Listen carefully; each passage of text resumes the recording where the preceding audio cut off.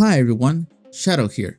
So I recently got to Union level 31 and with all the time invested, I want to share with you some things that I wish I knew earlier to make my early progress easier, as well as some other things that work for me so well and maybe will be the same for you. Let's begin. Tip number 1. Focus on leveling up your Union level first, since they will help you unlock more content and features in the game such as main quest scenario and databank level benefits. And yes, even though databank works as a separate level system, if you focus on farming equals before your Union level, you will get to a point in which the databank level will show your progress but won't give you the benefits of that corresponding level. Fastest ways to level up Union level are main quest scenario, content that requires the use of wayplates, daily activities rewards, some side quests, and milestones. You will get more experience from other resources while exploring, but the ones I mentioned above would usually give you way more. Tip number 2. After or while achieving Union level 30, focus on leveling up the databank next, at least until you get to level 15, since this will unlock the 5-star rarity ecos and start farming those to gear your characters properly to tackle end content. You can just go and collect random ecos during your early progress without actually targeting each one of them. Just play through the game, collect ecos no matter if you already have them. Copies in this case are very welcome since we are going to need those later, which leads me to my third tip. Before actually targeting certain ecos for databank experience, you actually want to use the data merge feature. This will level up your databank like crazy and I'll show you why. The way this is going to help us is that we are going to merge all the ecos we have collected so far in order to get new ones. The cool thing about this, as you may be watching on screen right now, is that it can return you an eco with the highest possible rarity you can get based on your current databank level. In other words, if you already unlocked the 4-star rarity, it can give you purple ecos, same thing with the 5-star rarity. You may be asking, will this return me only ecos that you manually captured before? This is the good part. The answer is no, it can give you completely new ones that counts towards the databank level, and this is where the boost starts. That's why I mentioned you can get a lot of copies in your early progress, since we are going to use all here.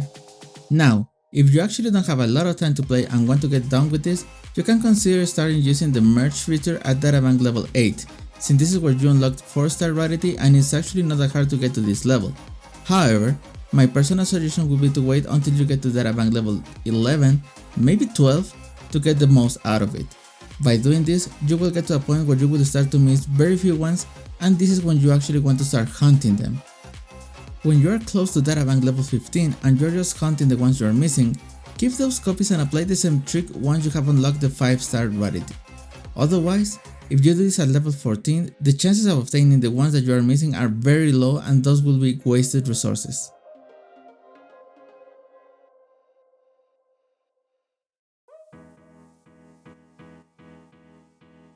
When trying to reach databank level 15, you may notice you already got all 4-star rarity ecos and still can't get to level 15 for some reason. It happened to me, and to be honest, I wasn't expecting that. If I recall correctly, I was missing around 50 points to reach level 15. What I ended up doing were two things. The first one is to claim the 5-star eco from the web event, since I completely forgot about this, so don't miss on this one. And the second thing I did was hunt the Stonewall Bracer with the red aura that will appear all the way to the top of this mountain. It's not apparent to me since I'm recording this minutes after I dealt with him, but it's one of the easiest ways to get a 5-star rarity eco without being level 15 yet. By the time you are done with these two things, you will get the last points needed to level up. Tip number 5. While working on your Union level, don't waste wayplates on simulating challenges, since you will get a lot of those experience resources from quests and chests. Instead, focus on farming the bosses for the materials you actually need for your characters. These bosses will also drop experience materials in less quantity, but it's enough to be able to upgrade your character's level, their weapon level, and by following this priority, you will also have enough resources to upgrade them every time you reach a new SOL3 phase. Tip number 6.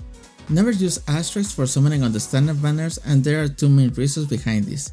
The first one is that those banners are always going to be there, compared to the limited ones that will be just available for a period of a month or so.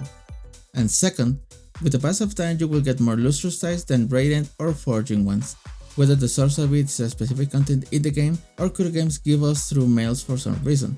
Let's put an example otherwise we go through either marketing campaigns and the compensation we had due to initial issues in the game. Kuro Games gave us through mail 40 illustrious tides and 20 rating ones, since the latter usually are most valuable for the player. Moreover, most likely you will find that you can find more lustrous tides in some of the stores in-game, as where your options to buy either radiant or 4G ones are a little bit more limited, so definitely use the asterisks for limited banners only, whether you are aiming for the character or the weapon. Tip number 7. I've been hearing some people don't like the parry mechanic in this game because they find difficult to time the perfect chance to land an attack for certain mechanics and get hit in the process, or simply they press the hit button and end up missing. No problem, don't let this mechanic in the game make you feel frustrated or bad towards the game. You can always evade and land a counter attack every time you see the parry mechanic in action. Literally nothing happens if you ignore this mechanic. At most you may be missing on some cool animations of how to stop the boss every time you do the parry correctly, but that's it. Tip number 8. If you're at the point in game where you need to start leveling up weapons and character skills, then before wasting some wave plates to farm those specific materials, consider buying them from the Shifang Pharmacy and the Weapon Crafting Store. This will definitely save you from wasting around 200 wave plates for this and better spend that energy towards upgrading your characters. Also, there is another store in the Tiger's Maw mine which will sell you the next tier of those materials at the cost of Lampy Lumen.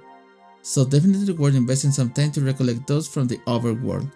Now, if you don't know where you can find this, we'll take the chance to share with you my last tip. Tip number 9. Where you're actually ready to explore the overworld for whatever reason, definitely use an interactive map of your choice. This will save you a lot of time when looking for stuff you need and you will be done with it pretty soon. You can use this to farm enhancement materials, chests, Sanan's casket and more, so make sure to check it out. And that's it. Hopefully all these points I mentioned will help you go through your early progress in a very chill and easy way. As you level up your genuine databank level, you will notice how you will need to adjust with a way of playing little by little. But no worries, most of the tips I mentioned will be useful even when you reach level 30. We'll be sharing some new tips for the endgame content as I progress myself and focus more into it. So I invite you to subscribe to my channel and activate the notification bell to stay informed on future videos. Thanks for watching and until the next one, see ya!